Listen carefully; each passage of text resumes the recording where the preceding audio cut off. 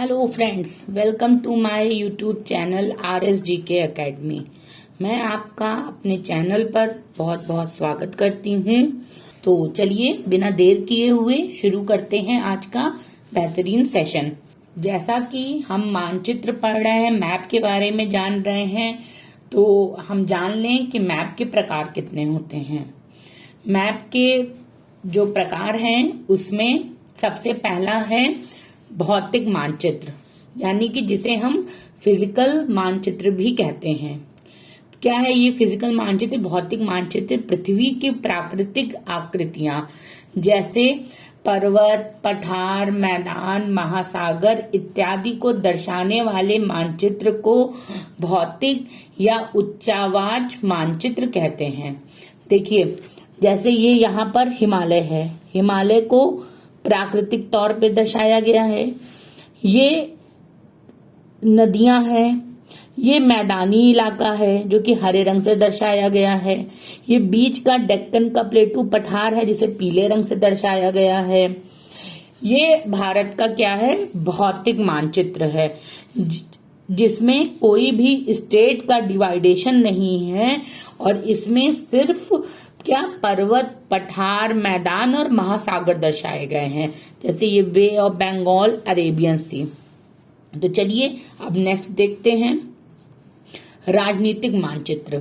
राजनीतिक मानचित्र जैसे जिसमें हम राज्यों, नगरों, शहरों तथा गांवों और विश्व के विभिन्न देशों व राज्य तथा उनकी सीमाओं को दर्शाने वाले मानचित्र को राजनीतिक मानचित्र कहा जाता है। अब देखिए राजनीतिक, देखिए हमारा भारत का फिजिकल डिवीजन हमने देखा, जैसे जिसे पहाड़ पर्वत ने बांट करके रखा है। अब ये राजनीतिक मानचित्र है जिसे हमारे यहाँ बांटा गया है। जैसे ये रहा उत्तर प्रदेश, अभी उत्तर प्रदेश की सीमा है। हमें कैसे पता चलेगी उत्तर प्रदेश की सीमा? तो वो कैसे? राजनीतिक मानचित्र से। जैसे ये मध्य प्रदेश है, ये मध्य प्रदेश की सीमा है। इसी प्रकार ये पाकिस्तान है, ये पाकिस्तान की भारत से लगी सीमा है। ये नेपाल है, ये नेपाल की भारत से लगी हुई सीमा है। अर्थात जो राज्य, नगर, शहर तथा गांवों और विश्व के विभिन्न देशों व राज्यों उनकी सीमाओं को दर्शाने वाले को हम क्या कहते हैं? राजनीतिक मानचित्र कहते हैं। ओके, देन चलिए नेक्स्ट थीमेटिक मानचित्र। देखिए थीमेटिक मानचित्र क्या होता है? थीमेटिक जैसा कि नाम से ही ये थीम, यानी कि किसी चीज के थीम, किसी के बारे में बताना। जैसे कुछ मानचित्र विशेष जानकारियां प्रदान करते हैं, जैसे सड़क मानचित्र, वर्षा मानचित्र, वन तथा उद्योग मानचित्र। जैसे पॉपुलेशन के बारे में जानना है कि किस में ज्यादा पॉपुलेशन रही, किस स्टेट में पॉपुलेशन कम रही। ऐसा और भी अनेकों प्रकार के जो हैं मानचित्र। एजुकेशन से जैसे जुड़े हुए मानचित्र की कहाँ पे ज्यादा लिंगानुपात है, कहाँ पे ज्यादा, विभिन्न प्रकार के मानचित्र दर्शाने वाले मानचित्र को हम क्या कहते हैं? थीमेटिक मानचित्र। सॉरी, इसे कट करके सही कर लीजिएगा। अब देखिए इसको समझ लेते हैं। अब देखिए जैसे हमने बात की कि वर्षा मानचित्र, अब हमें वर्षा के बारे में जानना है कि कैसे कैसे हमारे वर्षा का स्टेप आगे बढ़ता है। अब देखिए 1 जून को कहाँ बारिश हुई? केरल में। और 1 जून को ही कहाँ पे पानी बरसा? यहाँ आपका इधर मिजोरम, मेघालय में। ठीक, फिर हमने देखा कि अब ये कहां से कब तक है? अब ये 5 जून। अब 5 जून को ये पानी बरसा कहाँ? पहली बारिश हुई कर्नाटक के पास, और 5 जून को ही पानी बरसा कहाँ पे? ऐसे वेस्ट बंगाल से होता हुआ चला गया और भूटान में बरसा। ठीक, अब हमने फिर देखा कि 10 जून, अब 10 जून को महाराष्ट्र में पानी बरसा और ऐसे हवा चली, ऐसे होता हुआ गया, और 10 जून को ही कहा? नेपाल में भी पानी बरसा। फिर ये 15 जून को कहाँ बरसा? राजस्थान में पानी बरसा, और ये ऐसे उत्तर प्रदेश से होता हुआ चला गया और ये नेपाल को क्रॉस करता हुआ चला गया 15 जून को। फिर ये हमने देखा 1 जुलाई। अब 1 जुलाई को बारिश कहाँ हुई? 1 जुलाई को राजस्थान में भी पानी बरसा और जम्मू कश्मीर में भी बारिश हुई। वैसे ही फिर अब 15 जुलाई, अब ये राजस्थान के कॉर्नर यानी कि जैसलमेर से टच होके गया और ये कहाँ चला गया? ये चला गया हमारा पाकिस्तान की तरफ। ये तो हमारा जाता हुआ मॉनसून रहा। अब मान लीजिए इसमें हमको अब लौटता हुआ मॉनसून देखना है कि लौटता हुआ मॉनसून कैसे आता है, कब कब आता है, कब कब उसकी बारिश होती है। तो अब देखिए ये सितंबर में ये पंजाब से टच होता हुआ 1 सितंबर को पाकिस्तान के हिमालय से टच होता हुआ वापस आता है और 1 सितंबर को राजस्थान में और 15 सितंबर को राजस्थान में बरसता है। फिर 1 अक्टूबर को नेपाल के हिमालय से वहां से टच होता हुआ आता है, उत्तर प्रदेश और एमपी और गुजरात के कुछ पार्ट को टच करता हुआ आता है और फिर ये यहाँ पर आकर के अरेबियन सी में खत्म हो जाता है। ऐसे ही करके ये एक चार्ट है किसके बारे में, जैसे वर्षा के बारे में, यानी कि बारिश कब कब होती है, किस किस प्रकार से होती है। उसी प्रकार से आप मानचित्र का देख सकते हैं, उसी प्रकार से आप वनों का देख सकते हैं कि कहाँ पर वन ज्यादा है, कहाँ पे वन कम है। उसी प्रकार से पार्क का देख सकते हैं, उसी प्रकार से नेशनल पार्क का देख सकते हैं। इसे क्या कहते हैं, थीमेटिक मानचित्र। क्या कहते हैं, थीमेटिक मानचित्र। नेक्स्ट, मानचित्र के 3 घटक हैं। कौन कौन से, दूरी, दिशा और प्रतीक। मानचित्र, देखिए कोई भी मानचित्र अगर हमको उसके बारे में जानना है तो हमें ये पता होना चाहिए, हम तभी उस मानचित्र को जान सकते हैं, समझ सकते हैं कि दूरी।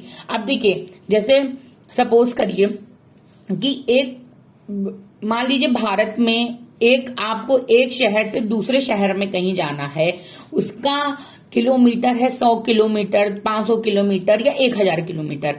लेकिन आप उस 1000 किलोमीटर को मानचित्र पर तो बना नहीं सकते हैं, उसकी दूरी को बना नहीं सकते, तो उसके लिए कुछ ना कुछ सेंटीमीटर का यूज होता है। देखिए कैसे, अब देखिए इसको समझते हैं। देखिए जब बड़े क्षेत्रफल वाले भागों जैसे महाद्वीप या देशों, देखिए महाद्वीप या देशों को कागज पर दिखाना होता है, तब हम लोग छोटे पैमाने का उपयोग करते हैं। उदाहरण के लिए मानचित्र पर 8 सेंटीमीटर स्थल के 500 किलोमीटर को दर्शाता है। जैसे कि कहीं की दूरी 500 किलोमीटर है, उस 500 किलोमीटर को मानचित्र पे कितने में दर्शाया जाता है, 8 सेंटीमीटर। ठीक, 8 सेंटीमीटर में दर्शाया जाता है।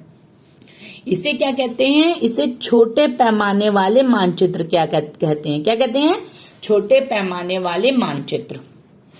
ठीक, ओके। जब एक छोटे क्षेत्रफल, पॉइंट टू बी नोटेड, बड़ा क्षेत्रफल छोटा क्षेत्रफल, जब एक छोटे क्षेत्रफल वाले भाग जैसे आपका गांव या शहर को कागज पर दिखाना होता है, तब हम बड़े पैमाने का उपयोग करते हैं। किसका उपयोग करते हैं, बड़े पैमाने का उपयोग करते हैं, जिसे स्थल पर 500 मीटर की दूरी को मानचित्र पर 5 सेंटीमीटर से दर्शाया जाता है। ठीक, 500 metre, point to be noted, 500 metre और यहाँ पे 500 क्या, किलोमीटर। तो 500 किलोमीटर को 8 सेंटीमीटर और 500 मीटर को 5 सेंटीमीटर से दर्शाया जाता है। इस प्रकार के मानचित्र को बड़े पैमाने वाले मानचित्र कहते हैं। इस प्रकार के मानचित्र को बड़े पैमाने वाले मानचित्र कहते हैं।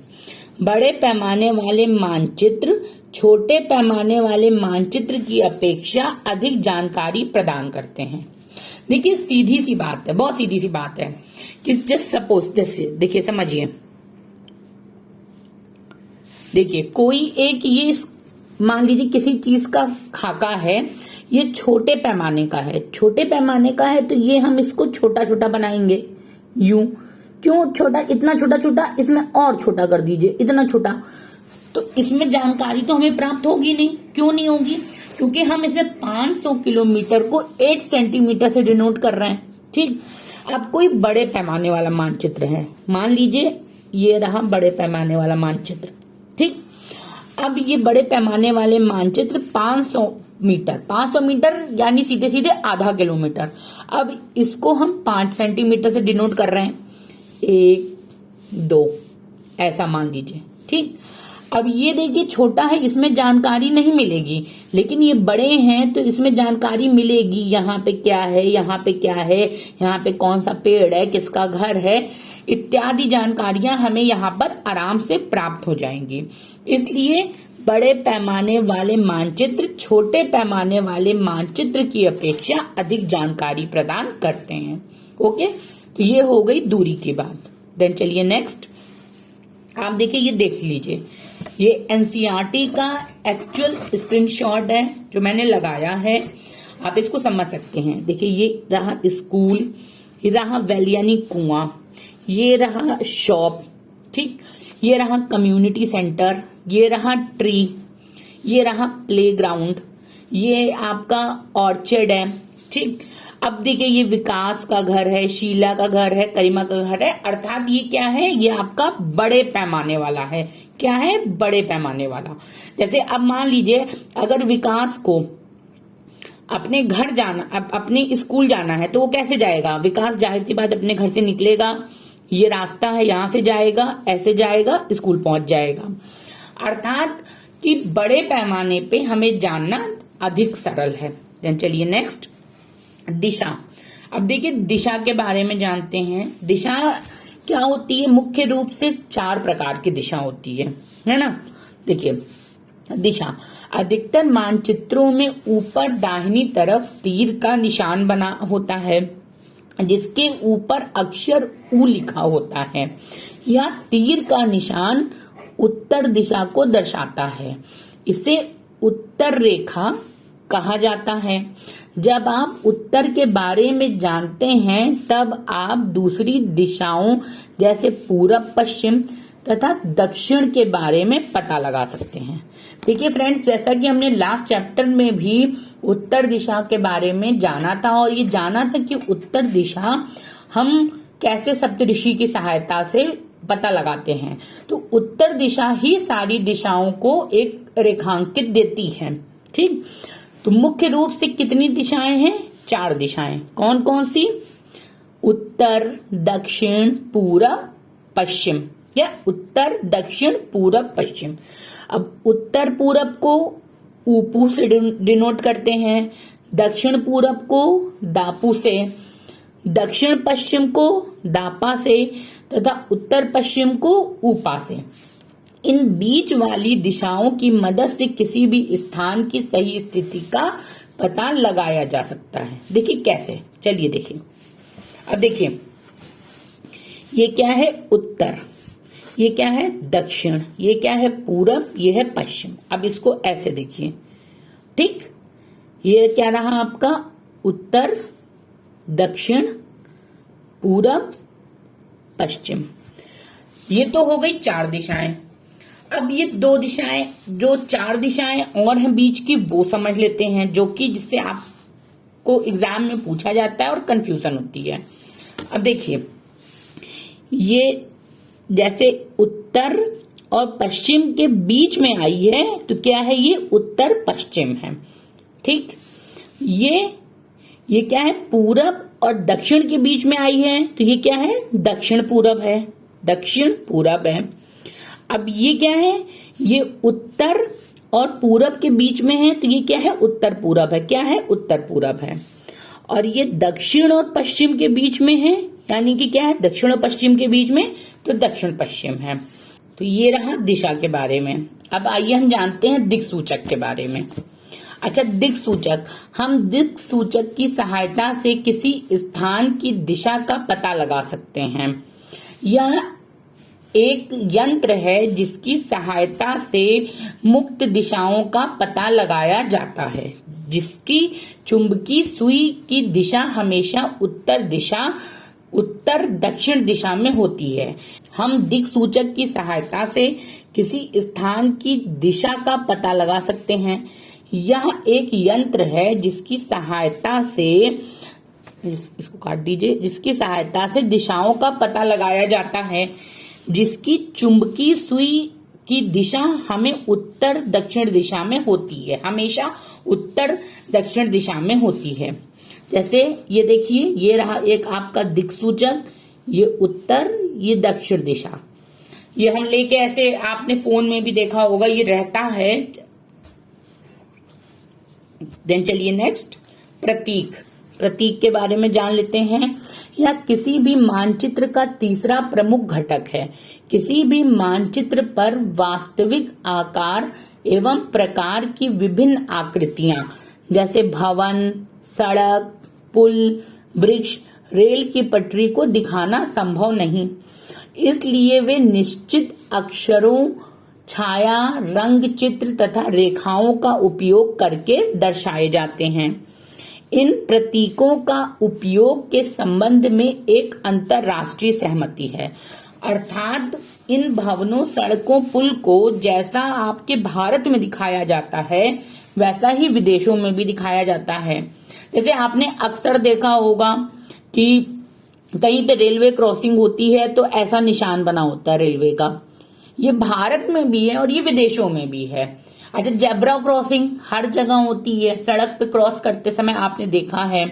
अच्छा, रेड लाइट जैसे हो गई आपकी, red light stop, green light go, तो ये भारत में भी है और ये हर जगह है, अर्थात यह एक अंतरराष्ट्रीय सहमति है। विभिन्न रंगों का उपयोग भी इसी उद्देश्य में किया जाता है। उदाहरण के लिए सामान्यतः नीले रंग का इस्तेमाल जलाशय, भूरे रंग का इस्तेमाल पर्वत, पीले रंग का पठार और हरा रंग मैदान को दर्शाने के लिए किया जाता है।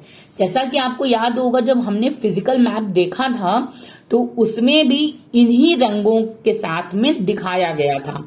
तो चलिए मैं आपको एक बार वो मैप दिखा देती हूँ जिससे आपको तुरंत समझ में आ जाए। ये देखिए, ये देखिए, ये रहा आपका 1 सेकेंड मैप। देखिए भूरा रंग, ये रहा भूरा रंग। किसके लिए है ये भूरा रंग? भूरा रंग आपका ये पर्वत के लिए रहा। पीला रंग पठार के लिए, जैसा कि हम सब जानते हैं बीच में हमारा डेक्कन का पठार है। ये हरा रंग मैदानी क्षेत्र के लिए, ये नीला रंग पानी के लिए। ओके, तो चलिए आते हैं वापस से अपने टॉपिक पे। तो जैसा कि हमने क्या जाना कि नीला रंग का इस्तेमाल जलाशय के लिए तथा भूरे रंग का पर्वत के लिए, पीले रंग का पठार के दर्शाने के लिए और हरे रंग का मैदान के लिए किया जाता है। देखिए ये कोई गांव है, उस गांव का एक मानचित्र है। जैसे ये सड़क है, ये इधर रेलवे लाइन जा रही है, इधर ये यहाँ पे चर्च है, यहाँ पे ये मकान को दर्शाया गया है, यहाँ पे ये पेड़ पौधों को दर्शाया गया है। ये नॉर्थ तरफ है। देखिए अब देखिए रेलवे लाइन को अगर दर्शाना है तो उसे हम कैसे दर्शाते हैं? जैसे ब्रॉड गेज यानी कि बड़ी लाइन, ये कैसे दर्शाई जाती है? ऐसे। मीटर गेज कैसे दर्शाया जाता है? ऐसे। और रेलवे स्टेशन को कैसे दर्शाते हैं? ऐसे, आरएस लिख के। देखिए यहाँ पे ये लिखा है आरएस। आरएस यानी कि ये क्या है आपका? क्या है आरएस? यानी कि रेलवे स्टेशन है। आरएस यानी कि रेलवे स्टेशन। ठीक। अब रोड को कैसे दिखाते हैं? मेटल्ड, अनमेटल्ड, यानी कि जो बनी हुई रोड है ऐसे और जो थोड़ी सी ऐसे है, मतलब इस तरीके से। बाउंड्री को कैसे दर्शाते हैं? इंटरनेशनल, स्टेट और डिस्ट्रिक्ट। इंटरनेशनल बाउंड्री को दर्शाने के लिए एक लाइन, एक डॉट, एक लाइन, एक डॉट। स्टेट को दर्शाने के लिए एक लाइन, एक डॉट, एक लाइन, एक डॉट, फिर एक लाइन। और डिस्ट्रिक्ट को दर्शाने के लिए कोई डॉट नहीं, सिर्फ लाइन, 3 लाइन। ओके। अच्छा, रिवर टैंक को कैसे दर्शाते हैं? देखिए रिवर के लिए ऐसे, वेल यानी कुएं के लिए ऐसा गोल, टैंक के लिए ये इस तरीके से, टैंक के लिए, कैनल के लिए ये ऐसे और ब्रिज के लिए ये ऐसे। अच्छा देखिए यहाँ पर देखिए, ये देखिए ये क्या है? ये ब्रिज है आपका। क्या है ये? ब्रिज है आपका। ये क्या है? ये कोई छोटा सा टैंक है, छोटा सा जलाशय टाइप का है। ठीक। Then next. अच्छा, अब टेम्पल, चर्च, मॉस्क्यू और जो है छतरी। ठीक। अब देखिए टेम्पल को कैसे दर्शाते हैं? ऐसे। चर्च को ऐसे और मॉस्क्यू को ऐसे और छतरी को ऐसे। अच्छा अब देखिए यहाँ पे टेम्पल कहाँ पे है और मॉस्क्यू कहाँ पे है? अच्छा ये रहा मॉस्क्यू और ये क्या है? ये चर्च है। क्या है ये? चर्च है। और ये क्या है यहाँ पे, ये है टेम्पल है। ये क्या है, टेम्पल। अच्छा ये क्या है, ये आपकी पक्की रोड है, पक्की सड़क है। और ये क्या आपकी कच्ची सड़क है। इसको ऐसे कहते हैं ना, पक्की और कच्ची सड़क ऐसे ही कहते हैं ना। देन नेक्स्ट, अब देखिए ये पोस्ट ऑफिस को कैसे लिखते हैं। पोस्ट ऑफिस को पीओ से डिनोट करते हैं, पोस्ट एंड टेलीग्राफ को पीटीओ से डिनोट करते हैं, और पुलिस स्टेशन को पीएस से डिनोट करते हैं। देखिए पोस्ट ऑफिस कहां पर है, ये देखिए ये पुलिस स्टेशन है, पीएस। पीएस यानी कि पुलिस स्टेशन। ये क्या है, पीटीओ है, ठीक। एंड नेक्स्ट, अब देखिए सेटलमेंट एंड ग्रेवयार्ड। सेटलमेंट यानी जहां पे लोग बैठते हैं, रहते हैं, सोते हैं, और ये ग्रेवयार्ड को ऐसा कब्र जैसा, है ना। अब देखिए, अब ये बताइए कहां पर है ग्रेवयार्ड और कहां पर है सेटलमेंट। ये सेटलमेंट अर्थात यहां पर कोई बस्ती है, कोई लोग रहते हैं, बहुत से लोग रहते हैं, मकान है उनके, ठीक। और ये है ग्रेवयार्ड, ये ऐसे क्या है, ग्रेवयार्ड है ये, ठीक। And next, tree and grass. Tree को यूं और ग्रास को ऐसे। तो कहाँ है ट्री, ये ट्री है जगह जगह पर, ग्रास का इसमें दिया नहीं है। देन चलिए नेक्स्ट, रेखा चित्र। रेखा चित्र एक आरेखन है जो पैमाने पर आधारित ना होकर याददाश्त और स्थानीय प्रेक्षणों पर आधारित होता है। जैसे देखिए समझिए, जैसे मान लीजिए सपोज करिए आपको यहां से कहीं जाना है, अपने दोस्त के घर जाना है, या आपका मित्र आपके घर आ रहा है। अब आपको उसको रास्ता बताना है, लेकिन भाई वो रास्ता जो है, अब आप उसको कैसे बताएंगे, किसी मैप पे तो बताएंगे नहीं। तो जाहिर सी बात है कि आप उसको कुछ एक रेखा चित्र, एक कागज पर कच्चा आरेख बना करके दे देंगे और कह देंगे भाई ऐसे ऐसे आ जाना, यहाँ पर ऐसा पेड़ पड़ेगा, ऐसे तुम गली में घुस जाना, यहाँ पर एक लाल रंग का मकान है, वही मेरा मकान है ना। तो जो हम एक आरेख जो बना करके बताते हैं, वो उसी को हम क्या कहते हैं, रेखा चित्र। अब जैसे मान लो तुम्हारा ये एक मित्र है ए, और तुम्हारा घर है ये यहाँ पर, बी हो तुम, तुम्हारा घर यहाँ पर है। अब तुमको उसको रास्ता बताना है। अब तुम उसको बताए कि भाई पहले ऐसे चलना, यहाँ पर एक दुकान पड़ेगी मिठाई की, फिर मिठाई की दुकान से बाएं मुड़ जाना, फिर यहाँ पर एक स्कूल पड़ेगा, फिर दाएं मुड़ जाना। मतलब आपने उसको ऐसे एक रेखा चित्र बना दिया और ये आपका सीधे चले आना और यहाँ पे मेरा घर पड़ जाएगा। अर्थात आपने उसे जैसे जैसे बताया वो वैसे वैसे जो है आएगा और आपके पास पहुंच जाएगा। इसे क्या कहते हैं, रेखा चित्र कहते हैं। इसको ध्यान मत दीजिएगा, ऐसे ही मैंने बना दिया था। देन चलिए नेक्स्ट, खाका। खाका क्या है, एक छोटे क्षेत्र का बड़े पैमाने पर खींचा गया रेखा चित्र खाका कहलाता है। अच्छा जैसे सपोज करिए आपकी कोई जमीन है, कहीं कोई जमीन है, उस जमीन पे जो घर बना है, मकान बना है, उस मकान के कमरे की लंबाई व चौड़ाई को जो है हमें जानना है, तो उसका हम क्या करेंगे, खाका बनाएंगे। जैसे किसी कमरे की लंबाई व चौड़ाई को मानचित्र में नहीं दिखाया जा सकता, उस समय हम लोग बड़े पैमाने वाला एक रेखा चित्र खींचते हैं जिसे खाका कहा जाता है। अच्छा जैसे मान लीजिए ये आपका क्या है, घर है, ठीक। अब ये घर में आपके 4 कमरे, एक कमरा यहाँ है, एक कमरा यहाँ पर है, यहाँ पर आपका मान लीजिए कुछ है, आपका किचन विचन है, इधर टॉयलेट है। अब आपको एक कमरे का खाका खींचना है, तो कैसे खींचेंगे, ये कमरे का चौड़ाई लंबाई और इसका ये यहाँ से गेट है, यहाँ से खिड़की है, मतलब ये क्या कर दिया आपने, इस कमरे का खाका खींच दिया, ठीक। सो फ्रेंड्स, आई होप आपको आज का टॉपिक अच्छा लगा होगा, और ऐसे ही मेरे साथ जुड़े रहने के लिए मेरे चैनल को लाइक शेयर और सब्सक्राइब करिए। Thanks for watching this video. Thank you.